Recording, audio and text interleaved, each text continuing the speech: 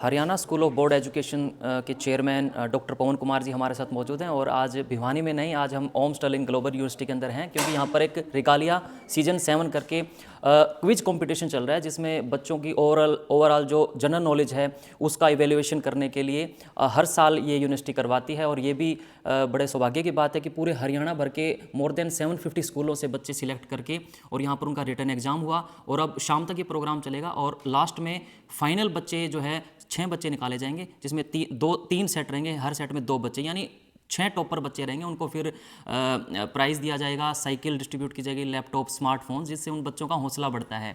तो उनका हौसला बढ़ाने के लिए ही डॉक्टर साहब यहाँ पहुँचे हैं और हमारे चैनल पर ये पहली दफ़ा इंटरव्यू रहेगा सर का। सर से बातचीत कर लेते हैं, उनको यहाँ पर आकर कैसा लगा और जो ये प्रयास डॉक्टर पुनीत गोयल जी के द्वारा और चांसलर साहब के द्वारा जो करवाया जा रहा है ये कैसा है। सर आपका वेलकम है मेरे चैनल पर। धन्यवाद जी। चुप्पी तोड़ो चैनल का हार्दिक आभार जो आपने समय निकाला है इसके लिए। जी शुक्रिया सर। यहाँ पर पहुँच करके जो आपने पूरा देखा इनका सिस्टम यूनिवर्सिटी का, बच्चों के ओवरऑल ग्रोइंग के लिए बड़े हर साल एनुअली करवाते रहते हैं, तो कितना आप ये मानते हैं हरियाणा के जो बच्चे हैं, देखिए पहलवानी में तो हमारा हरियाणा है ही, खेल कूद में, जहाँ तक बात पढ़ाई लिखाई की है तो बीइंग ए चेयरमैन आप कितना महसूस कर पा रहे हैं कि हरियाणा के जो बच्चे एजुकेशन वाइज भी काफ़ी ग्रो कर रहे हैं।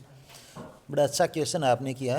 जैसा कि आपने सबसे पहले ओम ग्लोबल स्टर्लिंग यूनिवर्सिटी के बारे में मेरा व्यूज़ जानने के बारे में क्वेश्चन किया है, मैं सबसे पहले तो ओम ग्लोबल स्टर्लिंग यूनिवर्सिटी का जो मैनेजमेंट है और जो एडमिनिस्ट्रेशन है, अपने साथी वाइस चांसलर साहब हैं, अन्य स्टाफ मेंबर्स हैं, इन सभी को बधाई देना चाहूँगा कि समाज के प्रति जो वास्तव में एक शिक्षण संस्थान की जिम्मेवारी होनी चाहिए वह जिम्मेवारी बहुत अच्छी तरह से यहाँ निभाई जा रही है।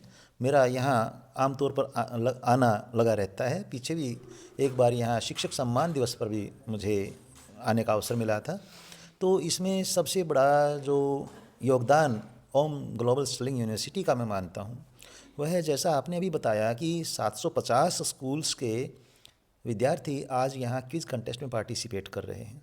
तो इसमें कोई दो राय नहीं, इन विद्यार्थियों का न केवल एक एक्सपोजर का मौका दिया है बल्कि स्कूली विद्यार्थियों को, और यदि आप यूनिवर्सिटी विजिट करवाते हैं तो अपने आप में बड़े अच्छे रिफ्लेक्शंस उनके अंदर बनते हैं, उनका कॉन्फिडेंस लेवल बढ़ता है, सीखने को बहुत कुछ मिलता है। क्योंकि स्कूल की बाउंड्री से बाहर निकल के बच्चा कॉलेज या ऐसे इतने बड़े शिक्षण संस्थान में आता है तो उससे बहुत कुछ सीखता है और ये बहुत ही अच्छा प्रयास है और बड़ा अनुकरणीय यह कार्य है। मैं तो बल्कि यह कहूँगा कि स्टेट में अदर यूनिवर्सिटीज़ भी इसी प्रकार से समाज के प्रति अपनी जिम्मेवारी को समझते हुए ऐसे जो आयोजन है वो करते रहें। सर क्योंकि आप हरियाणा स्कूल बोर्ड के चेयरमैन हैं, तो जो पब्लिक के अंदर, जो पेरेंट्स के अंदर क्या धारणा में थोड़ा ये बदलाव आया है? जो हम जब पढ़ते थे, मैंने 2006 में 10th की थी, जो CBSE वर्सेस HBSE का एक थोड़ा सा कॉन्ट्राडिक्शन रहता है, तो क्या जो एडमिशन रेट है हरियाणा बोर्ड की मैं बात कर रहा हूँ, कुछ चेंजेस आए हैं? कितना फ़र्क आया है लोगों की सोच में? बिल्कुल सही आपने क्वेश्चन किया है, क्योंकि जैसे आप 2006 की बात कर रहे हैं, क्यों ना हम उसी परिप्रेक्ष्य में थोड़ी बात करें। मैं भी उस समय नोडल ऑफिसर होता था एडमिशन्स का गवर्नमेंट कॉलेजेस में, प्रोफेसर रहा हूँ मैं, जैसा कि आप हम सभी पहले से मैं बताता रहा हूँ ये बात। तो क्या होता था, पहली जो एडमिशन लिस्ट होती थी उसमें CBSE स्कूल से जो पास आउट बच्चे होते थे उन्हीं के एडमिशन्स होते थे। सेकंड लिस्ट जो आती थी वहाँ हमारे हरियाणा विद्यालय शिक्षा बोर्ड के जो विद्यार्थी होते थे उनका नंबर आता था, क्योंकि हरियाणा विद्यालय शिक्षा बोर्ड में 85% या 90% मार्क्स आना अपने आप में ग्रेट अचीवमेंट माना जाता था, जबकि CBSE में 98% 99% तक मार्क्स आते थे। यदि मैं इस बात को एक शिक्षाविद होने के नाते देखूं तो 98% 99% मार्क्स आना I think is very much impossible, क्योंकि इट इज़ ऑलमोस्ट 100% और 100% कभी कोई टीचर भी नहीं हो सकता है, विद्यार्थी की तो बात ही दूर है। लेकिन दूसरी तरफ मैं जैसे इस बात को आगे बढ़ाता हूँ कि फर्स्ट ईयर में BSc फर्स्ट ईयर में जो वो बच्चे एडमिशन लेते थे और हमारे हरियाणा विद्यालय शिक्षा बोर्ड के जो बच्चे एडमिशन लेते थे, फर्स्ट ईयर के एग्ज़ाम जब होते थे यूनिवर्सिटी के, तो हरियाणा विद्यालय शिक्षा बोर्ड के सारे विद्यार्थी पास होते थे और वो 98-99% वाले जो बच्चे होते थे उनकी परफॉर्मेंस बहुत पुअर होती थी जी। मेरा कहने का मतलब यह है कि IQ level, learning level, confidence level, overall development, ये जो हरियाणा विद्यालय शिक्षा बोर्ड के बच्चे हैं, विद्यार्थी हैं, उनका ज़्यादा है CBSE स्कूल्स के बच्चों के प्रति। क्योंकि हमारा जो एक स्कूल्स की यूँ कहिए हरियाणा विद्यालय शिक्षा बोर्ड के जो मतलब एफिलिएटेड स्कूल्स हैं आमतौर पर रूरल एरिया में ज़्यादा हैं, ग्रामीण क्षेत्र में ज़्यादा हैं। तो बच्चा न केवल सिर्फ किताबी ज्ञान बल्कि व्यवहारिक ज्ञान, सामाजिक ज्ञान भी साथ में लेता है। सीबीएसई स्कूल के बच्चे को और हरियाणा विद्यालय शिक्षा बोर्ड के बच्चे को, दोनों को यदि आप कंपेयर करें तो हरियाणा विद्यालय शिक्षा बोर्ड का बच्चा सामाजिक और व्यवहारिक ज्ञान में काफ़ी आगे है।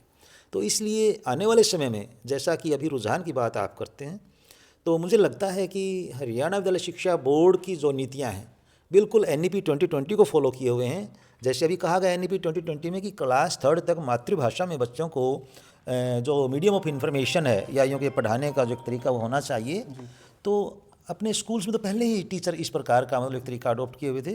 तो मुझे लगता है कि आने वाले समय में CBSE स्कूल्स को भी हरियाणा विद्यालय शिक्षा बोर्ड की तर्ज पर ही पढ़ाना पड़ेगा।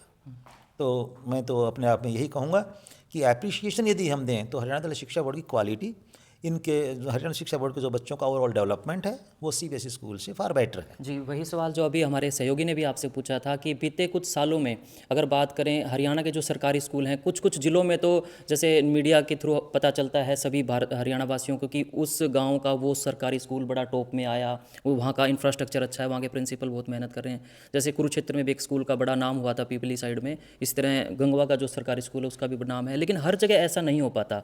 इसकी क्या वजह आप मानते हैं? क्योंकि आप खुद एक शिक्षक हैं, प्रिंसिपल भी आप रहे हैं और अब आप चेयरमैन के पद पर हैं। हर जगह ये जो है ना कहीं अप एंड डाउन है इस चीज़ को लेकर के, एक सा किस वजह से नहीं हो पा रहा सर? इसके लिए यदि आप एक एनालिसिस जनरल सर्वे आप यदि करें पिछले 10-11 सालों में, जिस प्रकार से एक यूनिफॉर्म तरीके से पूरे हरियाणा प्रांत में विकास न केवल शिक्षा के क्षेत्र में बल्कि हर एक क्षेत्र में, आप देखिए मेडिकल कॉलेजेस हर एक डिस्ट्रिक्ट में खोले गए हैं, इतना अच्छा इंफ्रास्ट्रक्चर सड़कों का हर एक डिस्ट्रिक्ट को कनेक्ट किए हुए हैं। इसी प्रकार से जैसा आपने नाम लिया कुरुक्षेत्र का एक स्कूल है, मैं भिवानी के आसपास के कई स्कूल्स ऐसे बता सकता हूँ। जुई में एक स्कूल है, घुसकानी एक गांव है, वहाँ स्कूल है, वहाँ के कुछ 25-30 बच्चे मेरे पास आए थे। यू कांट इमेजिन, यदि उन बच्चों की हैंड राइटिंग और उन बच्चों का IQ और उन बच्चों का यदि लर्निंग लेवल आप देखें, it is so much appreciable कि मैं चाहता हूँ कि जिस प्रकार से आज के हमारे जो शिक्षक साथियों की नई पीढ़ी जिस प्रकार से काम कर रही है, आने वाले टाइम में शिक्षा का स्तर हमारा बहुत ऊंचा होगा। ओके, उन पेरेंट्स को और उन बच्चों को क्या मैसेज देना चाहेंगे जो अभी भी इस दुविधा में रहते हैं कि मुझे एक प्राइवेट स्कूल में एडमिशन लेना चाहिए, सरकारी में लेना चाहिए? वो घर में उस तरह का एक माहौल बन जाता है, फिर वो फाइंड आउट करते हैं, बहुत जगह जा के पता करते हैं। तो उन बच्चों को क्या कहना चाहोगे जो अभी तक ये माइंड मेक नहीं कर पाते कि हमें अभी आज भी जो है सरकारी स्कूलों में अच्छी शिक्षा मिलेगी या नहीं मिलेगी, इस चीज़ को लेकर के? पेरेंट्स को खास तौर पर मैं यह संदेश देना चाहूँगा, और यह संदेश नहीं बल्कि आग्रह करना चाहूँगा कि सरकार की जो नीतियाँ होती हैं एक्सपर्ट्स के द्वारा बनाई जाती हैं, पब्लिक के लिए, आम जनता के लिए बनाई जाती हैं, और सरकार का उद्देश्य कमाई करना नहीं सेवा करना है। इसलिए सरकारी स्कूल्स में जिस प्रकार से शिक्षित और योग्य शिक्षक होते हैं और जिस प्रकार से हाईली सैलरीड हैं, पूरी तरह से उनको अपने प्रोफेशन या यूँ कि जॉब सेटिस्फैक्शन है, तो वही शिक्षक आपको अच्छा अपने आपके जो बच्चे हैं उनको शिक्षा दे सकते हैं।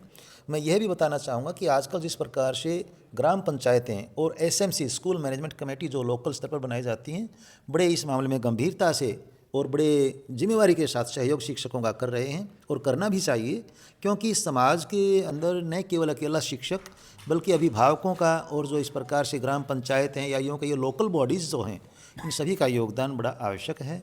और सरकारी स्कूल्स में यदि आप जितनी जिम्मेवारी से प्राइवेट स्कूल में बच्चे को भेजने के लिए आप गंभीर रहते हैं, आप यदि इतनी जिम्मेवारी सरकारी स्कूल में भेजने के लिए समझेंगे तो सरकार का योगदान और सरकार का जो सहयोग है वो भी और ज़्यादा रहेगा। देखिए प्राइवेट स्कूल्स में और सरकारी में अंतर क्या है, हम 8th क्लास तक free of cost school bag, uniform और पुस्तकें देते हैं। इसका मतलब यह नहीं है कि फ्री बांटने वाली बात है, इसका मतलब यह है कि सरकार की जो समाज के प्रति प्रतिबद्धता है कि शिक्षा हर एक बच्चे के डोर स्टेप तक जाए।